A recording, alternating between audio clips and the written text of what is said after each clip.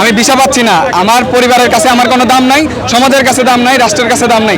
আমি যদি রাস্তাঘাটে বের হই, মানুষ জিজ্ঞেস করে যে ভিসা হয় নাই, দালাল কি বলছে, ইতালিতেও যেতে পারতেছি না, আমি অন্য কোনো কাজও করতে পারতেছি না। আমি এখন পরিবার, সমাজ এবং রাষ্ট্রের বোঝা। বলতে চাই আমাদের একটাই দাবি, আমরা ইউনূস স্যারের হস্তক্ষেপ কামনা করছি, আমাদের সিরিয়াল মেনটেনগুলো করে বিষয়গুলো দেখ। আমি 6 মাস হয়ে গেছে দেশে, আমার ভিসা ক্যান্সেল হয়ে গেছে, আমি কোনো কিছু পাচ্ছি না। আমি দেশে আসার পর আমার যত ক্যাশ কেবল ছিল সব আমি 2-2.5 বছর খেয়ালে বয়ে রয়েছি। এই যে দূতাবাস দিয়ে আমাদেরকে আটকে রাখছে, এখন আমাদের কি হবে, আমাদের ভবিষ্যৎ কি? আমরা অন্য কোথাও কর্মস্থলে যোগ দিতে পারতেছি না।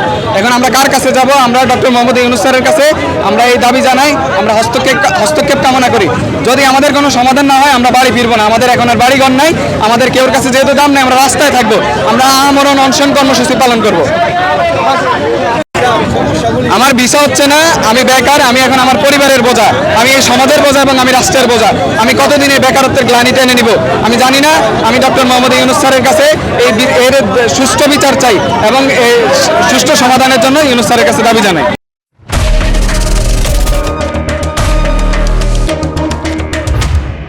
জমা দিয়েছি 23 সালের ডিসেম্বরের 7 তারিখে, এখনও আমরা কোনো ফলাফল পাচ্ছি না। এজন্য আমরা আগে একটা সমাবেশ করছিলাম, আমাদের সেনাবাহিনীতে বলছিল যে সিরিয়াল মেনটেন করে সবাইকে যত তাড়াতাড়ি পারি দ্রুত পারি পাসপোর্ট ভিসা সহকারে দিব, কিন্তু তারপর আমাদের আজকে 8 মাস হয়ে যায়, আমরা কোনো ফলাফল পাইনি। এই জন্য আজকে আবার আসছি।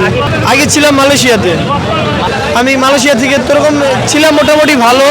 আমি দেশে আসার পর আমার যত ক্যাশ কেবল ছিল সব আমি 2-2.5 বছর খেয়ালে বয়ে রয়েছি।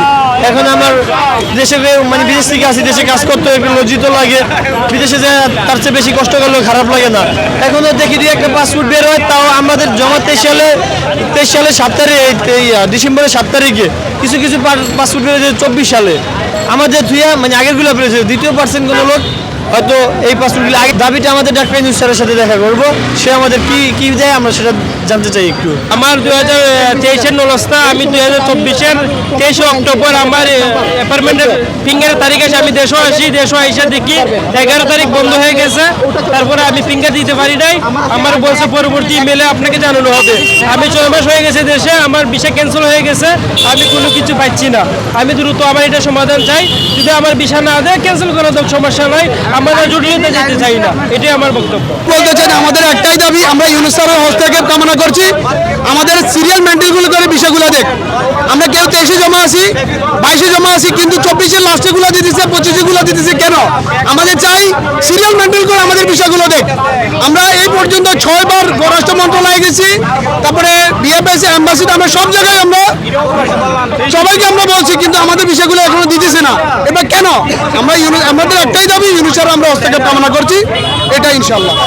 আমরা 2023 সাল থেকে এম্বাসির মধ্যে পাসপোর্ট জমা দিয়ে এখন পর্যন্ত পাসপোর্ট আমাদের আটকে রাখছে এম্বাসি, তারা আমাদেরকে ছাড় দিতেছে না। আমরা বাংলাদেশের এমন কোনো জায়গা নেই যেখানে আমাদের সমাধানের জন্য যায়নি। পররাষ্ট্র মন্ত্রণালয়, প্রবাসী কল্যাণ মন্ত্রণালয়, এখানে এই যে 60,000 পাসপোর্ট আটকা আছে, সবাই ভুক্তভোগী, সবাই কেউ মিডল ইস্ট থেকে আসছে, কেউ ওমান, কাতার, কুয়েত থেকে আসছে, কেউ চাকরিতে জয়েন দেওয়ার কথা ছিল, কেউ পড়াশোনা ছেড়ে দিছে, সবাই এখন বেকার বসে আছে, কেউ কোনো কর্ম করতে পারতেছে না, কেউ এইটা সমাধান হওয়া ছাড়া অন্য কোনো দেশেও যেতে পারতেছে না। বেশিরভাগই হচ্ছে বিদেশ ফেরত।